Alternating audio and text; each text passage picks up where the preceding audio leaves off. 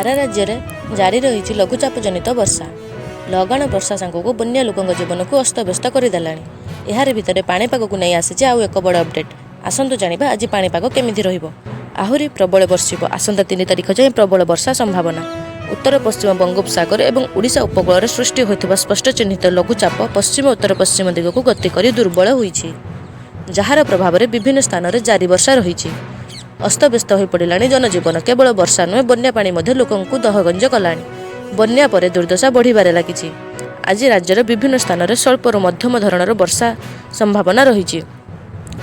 बिजुली घड़घड़ी 11 जिला को येलो वार्निंग दि जाइछि। किछि स्थान में घंटा प्रति 30-40 किलोमीटर बेगर पवन बहीपे। 3 तारिख जाए प्रबल वर्षा पाई किछि जिला को येलो वार्निंग जारी करा जाइछि। तेणु प्रबल वर्षा हेबाकु थिबा अंचल में अलर्ट रहिबाकु परामर्श दिया जाइछि। ओडिशा उपकूल पश्चिम केन्द्रीय उत्तर बंगोपसागर और एहार निकटवर्ती अंचल समुद्र अशांत रहिबार संभावना रही।